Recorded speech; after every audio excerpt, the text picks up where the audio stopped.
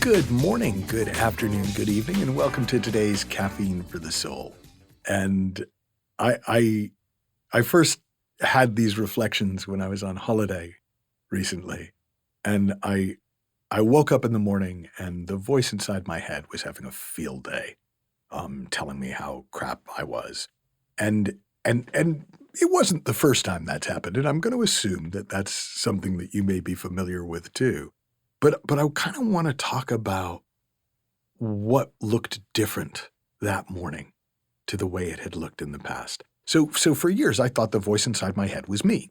And so what it had to say meant something about me because it was me. And so that meant that at some level, I was always worried that what it said was true. And among the things that it would say was that I was a worthless piece of crap, but I was hideously ugly, and I was sexist and xenophobic and pretty much every kind of ist that you wouldn't want to be, the voice in my head told me that I was. Which is why it was a huge relief to realize that most of the thoughts that pass through my head, and this is true for you too, most of the thoughts that pass through my head, which is what that voice in our heads is, most of those thoughts aren't even yours.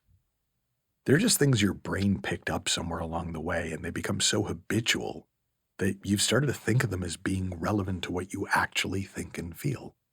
And the first time I realized this, actually, I was 19. I didn't really get the full implications, but if you've seen my TED Talk, Why Aren't We Awesomer? And if you haven't, check it out. It's called Why Aren't We Awesomer?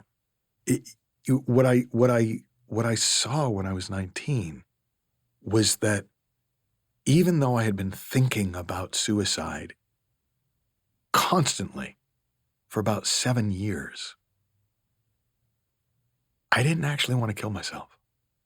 I didn't want to die. And if you watch the TED Talk, you'll kind of hear the full story. But I got, oh, shoot, this is just something I've thought so often, I started to think it must be true. And I've seen a heck of a lot of other habitual thoughts come in my head. And I contrast them with what I would call a native thought. And a native thought is a thought that actually comes directly from your own wisdom. That isn't something you just picked up from your environment. And if you'd lived in a different environment, you would have picked up something different. And the native thoughts are inevitably helpful. So here's a few of my favorite native thoughts, things that I've come to see from a deeper place inside me. And the first is that there's nothing wrong with me. There never has been. I'm not a depressed person, even though I thought I was for 30 years or so. And another is I actually don't find most things in life to be scary, which is really funny because I have so thought of myself and talked about myself as a scaredy cat. And it turns out that it's just that I've spent a lot of my life hyper attentive to the feeling of fear. So when I was on holiday and I was staying with my family, and it was a big resort, there were hundreds of people all over the world. And for the first couple of days, that voice inside my head was going nuts. And it was judging everyone and everything. And it had really good complaints. And it was taking great notes of every inconsiderate person who had music blaring or were dumping cigarette ash into the pool or were having really intimate conversations with their daughters or partners or friends at full volume on speakerphone. And yet, somewhere around the third day, just that voice quieted down and I started noticing different things. And I started seeing how many couples and families and friends were just in love. And I'd see the delight in people's eyes because they were noticing what a beautiful environment they were in. And that they were kind of having a reprieve from the inner noise of their real lives. And so even though my old habitual thoughts about how much I dislike being around so many people and all the reasons I have for not wanting to be around so many people were still there, I found myself smiling at complete strangers.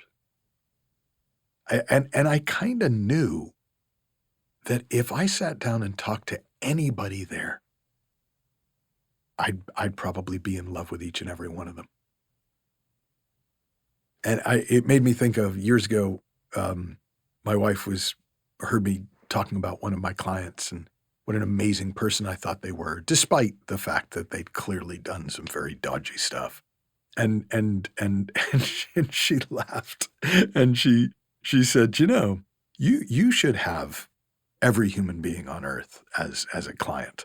And I said, why? And she said, well, because when you take somebody on as a client, you're able to take all of the kind of crappy bits and put them in context and dismiss them as just being kind of, old thinking or personality quirks. But when you see them as a client, you see all the good in them without ignoring the bad. And I realized something on holiday. I realized, oh, they don't need to become my clients. The truth is, I love humans. I do. I love humans that I don't agree with. I love humans that I don't think particularly kindly about. I love humans that I don't want to spend time with. I even love humans who might want to hurt me or kill me just on principle because they object to my nationality or my gender or my opinions. And the reason that I can love them is because I can see that all those judgy thoughts in them are being spoken by that voice inside their heads and are no more true for them than the ones passing through my mind are for me. So I was talking to my daughters, and we were having a conversation one morning at breakfast about it, and they were both very emotional about the world and the trouble and the strife in the world that they see around them and read about in the news and on social media, and they both really expressed heartfelt desire to be a source of love and care for other humans. And the thing is, that kind of loving kindness exists in the world everywhere. And it's easy to overlook when you're looking for everything that's wrong. And it certainly doesn't get airtime. It doesn't sell newspapers, as they used to say.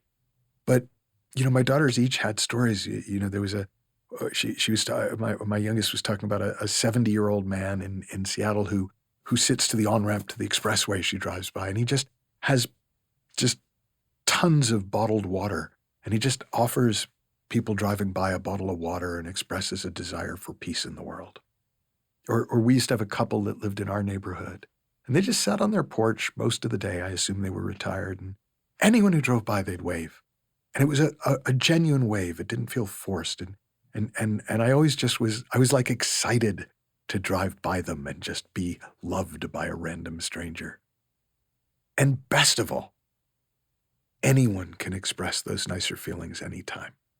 You don't need to be a coach or a teacher or a minister or anything in order to express nice feelings. It doesn't take any time. It doesn't take any effort to share warmth with others. There's no external barriers. There's no specific way you need to behave or look. One of my friends often says, we make a difference to the whole because we are the whole. And that's sort of the simple rule of thumb I've come to see. The feeling you're in right now is your contribution to the well-being of the planet. So if you really want to make a difference in the world, here's some oddly controversial advice. Be happy. Enjoy your life. Fall in love with humans. And when you can't, just look for the good in them. It's always there. It's there underneath their opinions, and it's there beyond their psychology. And if you really want to make a difference in the world, offer yourself that same level of generosity, the same benefit of the doubt that you're offering to others.